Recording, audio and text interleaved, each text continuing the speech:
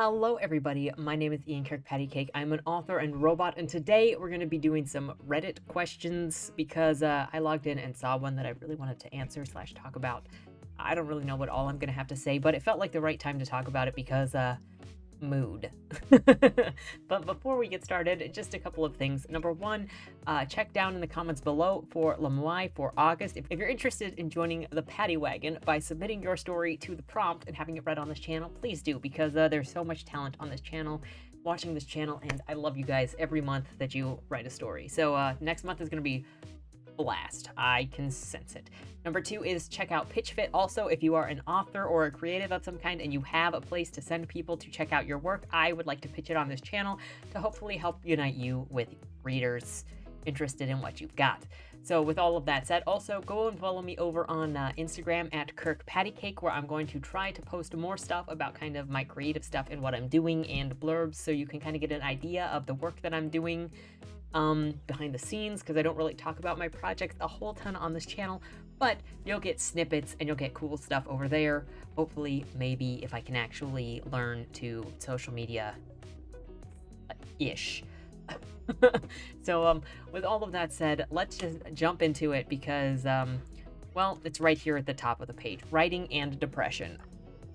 I'll get into the story here in a second, but the question is, how do you do it? All the writers out there suffering from depression and still writing seriously, how do you do it? I have no motivation, no interest in anything else in my life besides reading and writing.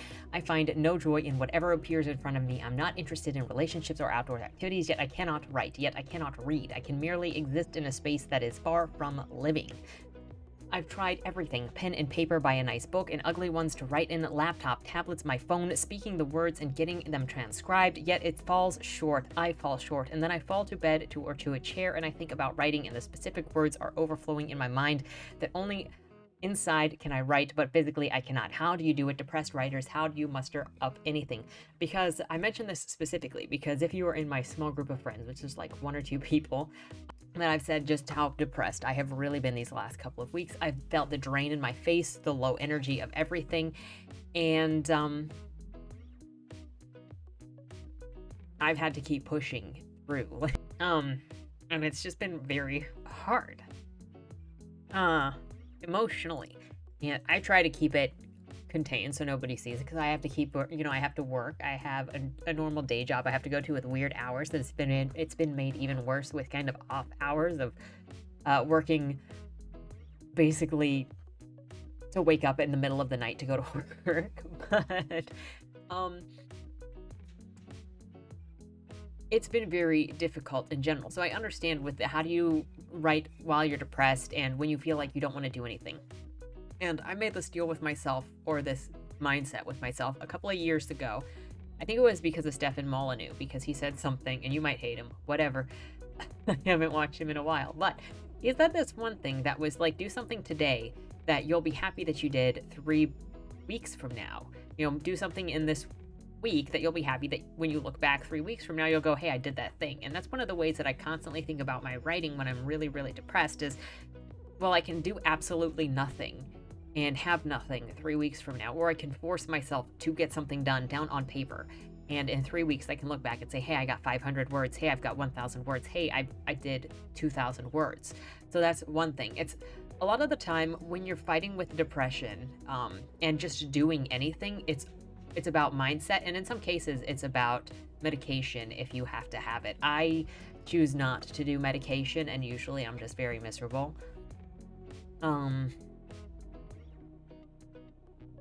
And just kind of teeter on insanely depressed.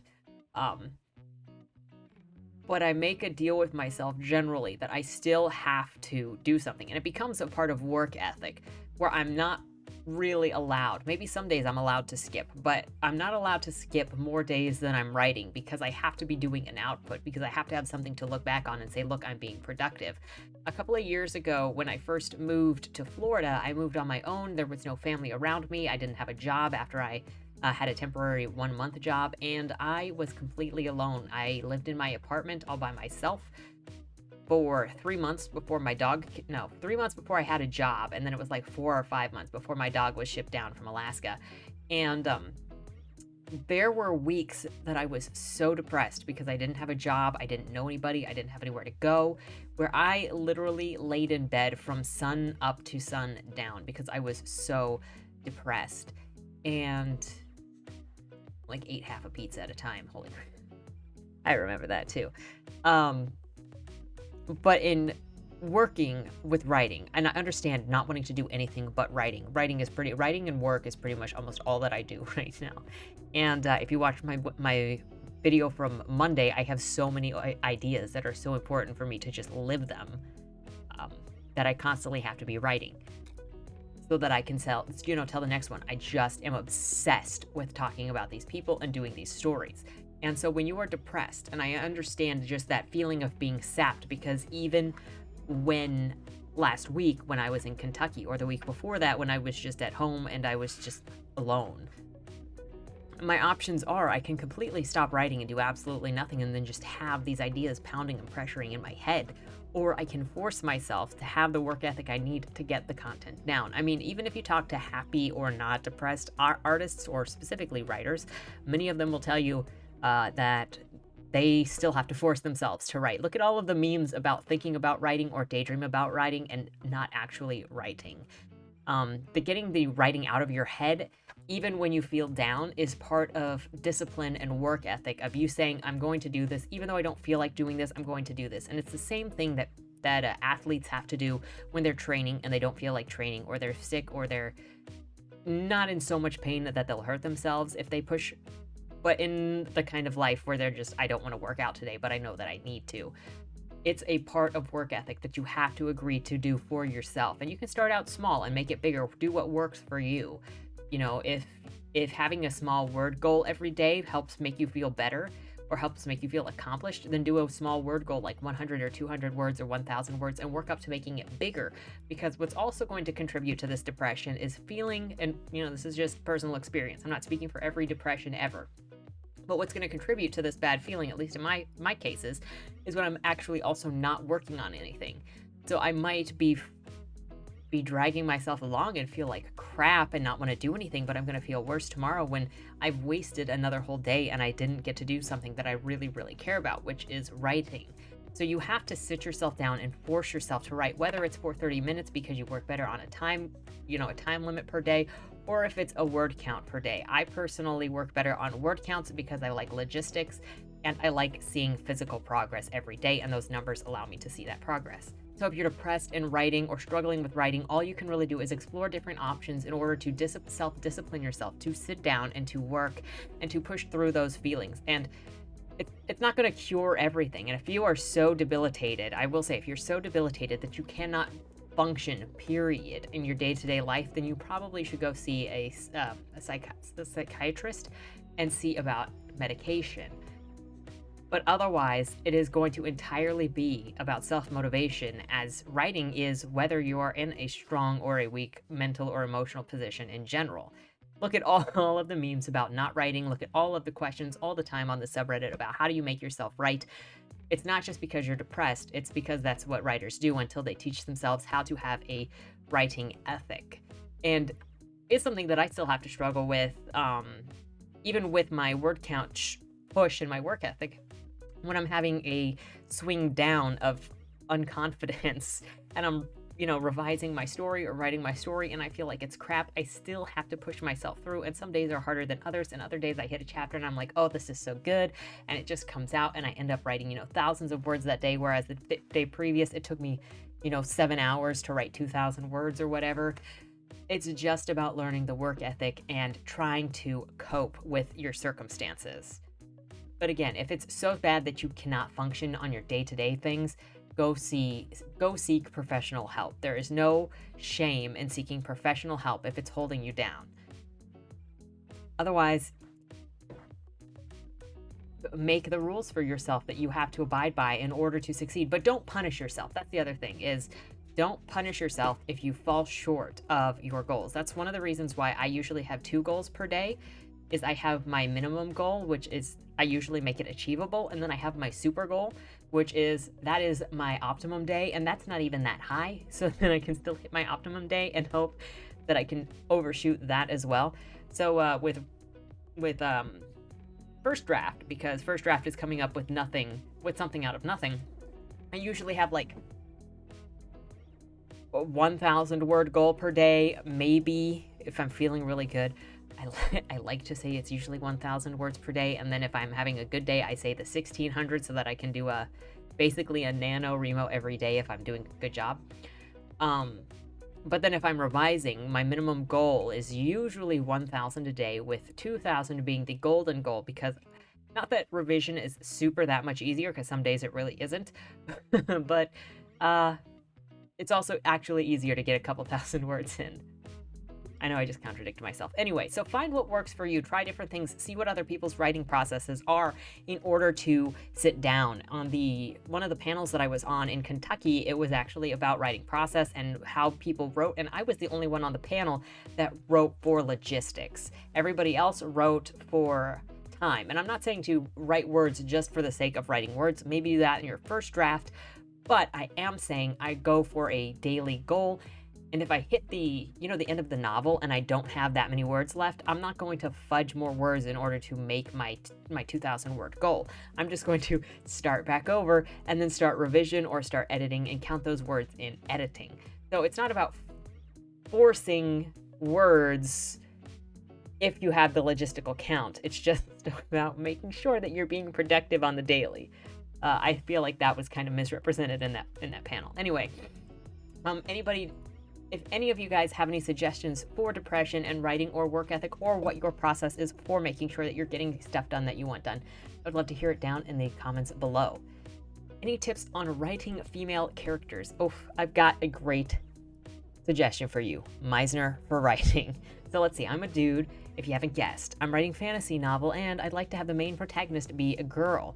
Ladies, what are the tropes and cliches that you dislike, or some things that you want to see more of? ETC, I've already seen men writing women, so I've got a pretty clear impression of what not to do. I do not constantly mention the character's physical appearance, and not to make them a Mary Sue, stuff like that. If you have any examples of female characters written by guys that you thought were done well, I'd be happy to hear them. So I don't focus a whole lot on this kind of stuff when I'm reading. I just go, is that a well-written character or not? I don't go, is that a well-written character by a man, or is that a well-written male character by a man? I don't really think that. I just go, is that a well-written book? Because I've seen plenty of books with female protagonists, female leads, that have poorly written female characters.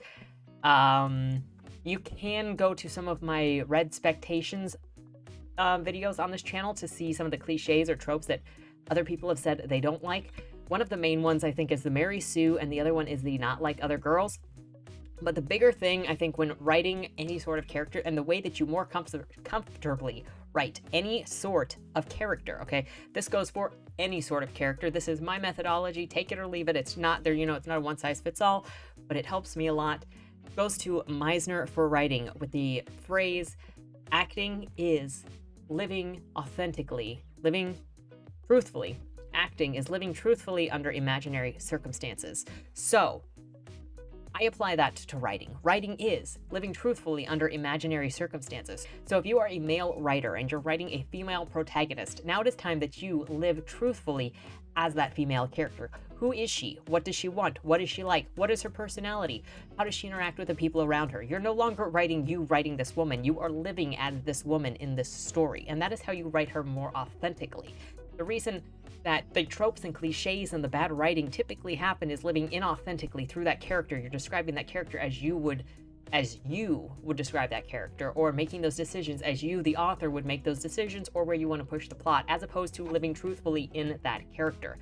I'm a very strong proponent of this because it makes your characters more authentic, more organic. It makes them respond to their surroundings. It gives them their own personalities. You're basically improvising with your characters inside of their story, but you have to know who they are, what their voices are, what their personalities are, in order to have them respond to the things around them. And you have to release your stranglehold on the plot to allow your characters to move stuff forward. Now, in doing this, your characters will make decisions that you might not want them to make. They will make mistakes. They might hurt themselves. And that happens. I don't really know what else to say. One of the other things that Meisner for writing does is it takes you out of thinking about all of these conventions and all of the mechanics that go behind the writing process, and they make you be in the situation organically, realistically.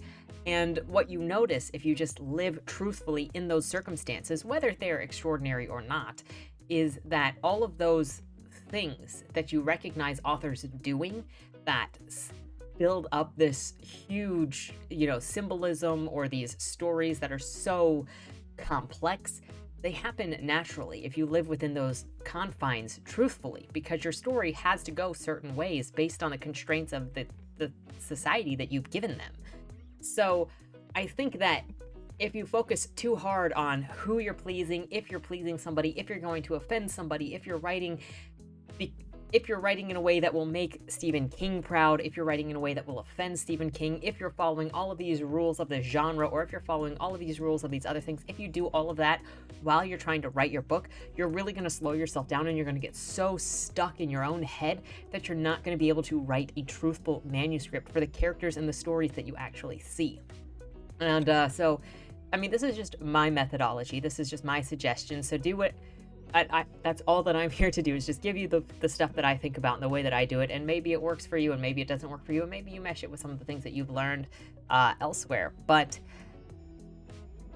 I've learned that if you focus too much on the structure, you lose the human part of the story. And I see it a lot when I'm reading too, where this story is obviously structured in a certain way. The characters don't make any sense. They're just moving that way because that's what the story said to do. That's what the author said to do, not what the characters would have chosen to do. I don't know. I'm kind of just repeating and ranting to myself. But anyway, if you scroll down here, looking at these comments, it's funny because also I say let them have non-hostile and non-familial relationships with women.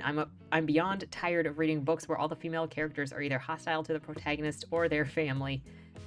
Also the strong woman thing. Male writers tend to make them strong by making them absent of femininity. Yeah, and women also tend to make females strong by making every male character around them weak. Imbeciles. I've seen it. I talk about it in a couple different book reviews. Anyway, this is just so clinical to me, and looking at these specific things like choose this thing for your character, make your character this thing, and it's so clinical. I can't even imagine it. But that's just the difference from my writing process and other people's writing processes. I can't really say that I specifically pick things to say, I'm going to do this. I think generally when I start writing a story, I get an impulse or an intuition of, I need to do this. Like what happened with Harland Hurt, who's going to be in a future book. What happened with Joey and Jag and Wayland, who are all in the Bleed More, Body More books. They were all impulsive. Here's a voice, or here's how they're just interacting. I didn't go, I wanted to put this in, or I wanted to put that in, or this is how they're going to interact. They were just, here is the voice. Here is the character. Here is how they fit into their lives, because they would just show up and start interacting. And I could not imagine writing a story this clinically, saying, I want to do this, and I'm going to do this. And I can't imagine trying to analyze all of the tropes and the cliches and to carefully construct a person before writing them. That's weird to me. But you do you, my friends. You do you. How many hours do you guys write a week? I am not the most prolific at writing, and whenever I try to put in the time and write 4 hours a day, the writing quality of my writing suffers. The quality of my writing suffers. I write anywhere from 7 to 21 hours a week. I sometimes cycle through periods of depression, and last winter I didn't write much at all. That happens. You know what I've started to do, because I mentioned that I track my writing logistically, so the number of words I do a day, I actually have a calendar over there on the wall, and at the end of the month I fill out in each of the day blocks how many words that I wrote every day, and if it's under 1,000 I kind of highlight it, but I don't really care. It's just to see how many times I hit my minimum. But some months are more productive than others. So far, April has been the least productive month for me this year. Last year, I had a couple of months that were sub 20,000 word months. And I think February of this month was like over 70,000 words, because I just hit Bleed More, Body More so hard to finish it, revise it like 3 times. It was a good month. But then April kind of sucked, and I don't really know why. But I track not how many hours I put in a day, but whether or not I'm hitting my goals, and sometimes my word goals. And sometimes I hit those word goals very quickly, and sometimes it takes me all day, and sometimes I don't hit them at all. I wouldn't stress about the number of hours that you put in every day. Some people only gauge how much they're writing by the amount of time. But again, I think that the best thing for you to do is, if you're struggling, there is no amount of time that is appropriate for every author to write to get their stuff done. It's whatever you need to do in order to process, in order to create, and in order to feel like you're being productive and getting done what you want to get done.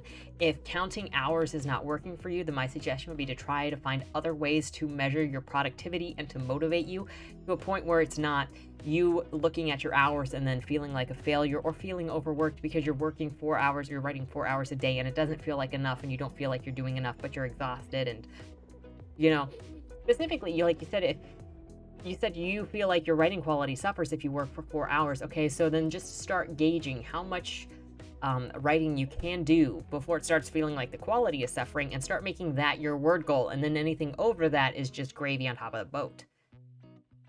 That's my suggestion. How do y'all deal with the fear of missing out when you're writing a book? Been making good progress on my book, but come the weekend, I just want to hang out with my friends and family. I still write, but not as much. Looking for advice. Well, number one, I just don't have a life. That is the number one. Number two, I try not to think about it.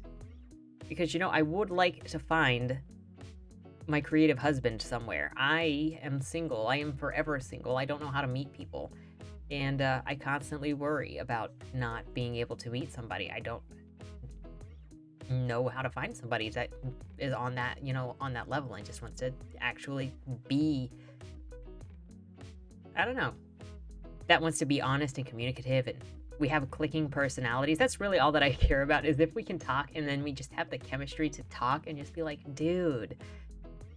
I've had some recent crushes that are just like, it's never gonna happen, but anyway, I just hope for the best. And at some points I've been like, I hope that my writing can mean something, or this channel can mean something and bring me closer to the husband that I have that's out there, because I am obviously not doing a very good job of finding where he's at.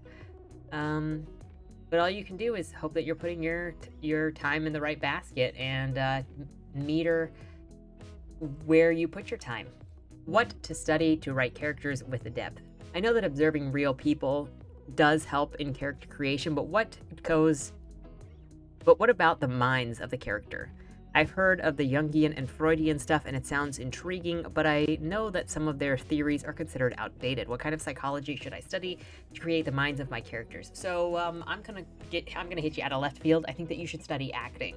I think that you should go and do some improv classes, and I think that you should do character studies in scripts, in books, and do what actors typically do, which is they get a character profile, they read the book, and they basically learn everything that there is to know about that character, how they live, why they live, what their motivations are, what they're doing. And that is actually, in a way, applied psychology. So psychology books will teach you the theories. If you take those psychological methods or understandings and you apply them to characters in books, and specifically in plays, because that's what plays specifically do, then you are applying that psychology and you're actually understanding how to embody those characters. So to create deeper characters, I would highly recommend doing character studies in acting. Go to a couple of acting classes, deliver some performances maybe, and learn how the words that you say and the actions your characters are taking relate to them personally and why they do the things that they do. When can a plot convene? I think this is going to be the last question, because I think I have a way to answer this one. When can a plot convenience be considered bad writing? A lot of movies have plot conveniences, and I've seen criticism towards specific ones. There's plot convenience in specific movies I don't ever see being the subject of criticism, like in Finding Nemo, when Marlin simply runs into Dory in a massive ocean. So, as asked in the title, when can a plot convenience be considered bad writing? Well, first let's start with the generic. You obviously have to reference it here on Stephen King's On Writing. Obviously can't get enough airtime, apparently. He says, a coincidence which brings conflict is usually good. A coincidence which resolves conflict is usually bad. I would disagree with this, in part. And there's some truth to it, for sure, because often if you resolve something with convenience, it looks like you're cheating. But my measure for whether it's a bad writing or not is, does it make sense? Was there prefacing to make something happen? Was there prefacing throughout the story to make this decision make sense? And, or will it leave the reader going, hey, wait a second, what the frick? That was just a convenient out. Like if you go and look at my Fighting Storm book reviews on the channel here, I mention how in the second book, so Vic was raped in the first book. In the second book, her PTSD from that situation is brought up at the beginning, and it's ignored throughout the entirety of the book until the end when the AI just says, I deleted your memories of that so you won't be tortured by it anymore. That is a convenience. You know why? Because it's used, the trauma of that event is only used when it's convenient for the author to use it to impose something on the character, but the trauma itself does not stick with the character throughout, and we do not see the character work toward that end. We also have no setup where the robot AI system says that she can delete memories. So it just comes out of nowhere, no preface, no hints, no anything. It's just a decision that's made at that time. Now, if there were things throughout the story and we saw this build into the AI system saying, hey, I can do this, or we saw Vic pushing to do this thing, like it would have made sense where Vic died and then the AI system came into this new system and maybe she downloaded a new thing because we've seen her maybe absorbing new skills throughout the book. That would have made sense. But when it's trauma mentioned at the beginning, ignored for the entirety of the book, and only mentioned at the end in order to cure it, then it becomes a convenient that, oh, now I just delete that. Setting the stage and setting expectations, wedding expectations for something to happen is going to also be what allows plot conveniences to be okay. So, and maybe people will disagree with me when they finally read this book, but in Boom Boom Boom, my current work in progress satire thriller, Jan gets taken to the United States and he's kind of cut off from all of his family. He can't communicate with them. But throughout the whole book, while he's in America, he's trying to communicate and he thinks that his friends and family are mad at him because of the way that he left. He got in fights with a couple of them before he left. He thought they were all jealous, but he was constantly texting them and trying to call them to get them to respond because he thought they were angry at him. There are hints throughout that his best friend might have a shady job over in Sumi. And in Act 3 of the book, there is a convenience where he gets out of the subway, where the main character gets off the subway, and he runs into who? His best friend, who he hasn't spoken to since he left Ukraine. Now, there are references throughout that says this might happen by virtue of him constantly trying to get in touch with him and not hearing back. This means that maybe somebody else is not necessarily getting those messages, and then that's explained, which means you can then look at the previous situation. So in a way, you actually get primed for this throughout as Jan sends these messages and they go unanswered, because by the time you get to the end, when the friend explains what happened, he says he hasn't heard from Jan in the 3 or 4 weeks he's been in America, and they learn that his phone was blocked. It can seem very coincidental, and it is definitely very coincidental too when you're in DC, you know, not that different from a massive ocean, running into somebody in a massive ocean. But when you have that prime of there's this situation happening, why isn't this person responding? And then how did this person get there? There is some level of coincidence, for sure, but it's much more accepted because there was the priming that this might have happened, or you can look back and see, oh, there was a disconnect from the communication, and so this enabled this other character to take action to get into this other situation. Going back again, living truthfully in imaginary circumstances, if best friend knew that his friend was talking to some Americans right before he disappeared, and that his best friend was a bomb maker, what do you think might actually happen? And when you knew that the Americans kind of wanted to attack Russia, and then the Russians were starting to invade Ukraine because of the bombs, what do you think might have happened? Is living truthfully in that best friend's circumstances, he might be like, I think the Americans might have taken Jan. I think the American government might have taken Jan. I don't have any evidence of this, but I would like to go and investigate. And so then he got his clearance to go. That's living truthfully in imaginary circumstances. Put yourself in the shoes of that person. What guesses would you make based on your surroundings? And then you get there, and then there is some mild coincidence of running into him getting off the subway while they are running. But you can get away with it a little more easier without it being bad writing if you prime it. Also, it says if it causes conflict, then it's good. I guess maybe running into that best friend on the subway also falls within Stephen King's rule because conflict follows after that happens. But so keep those things in mind. More often than not, I would argue that you can get away with coincidences in plot as long as you plan it, leave hints, create situations in which the reader will accept it, and don't pull it out of nowhere. So those are my answers to these questions. I don't have all the answers, but I can tell you what I think and how I work and the processes that I go through when I'm putting a story together. I would love to know your thoughts on any or all of the questions that were in this video because you learn more the more you share. And we all have our own processes and understanding. So I look forward to hearing your thoughts on everything listed in this video. And until next time, thank you so much for watching. Join us on this channel tomorrow for Empress Teresa, the first reading on the loin stream. And otherwise, have a great weekend. Don't die.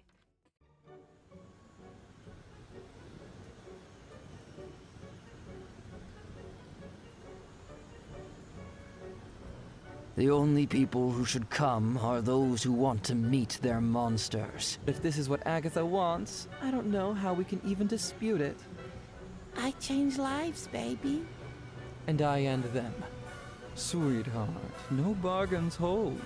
Only fools know restraint. Only losers lose! I've been under the knife so many times, I'm practically immune to it.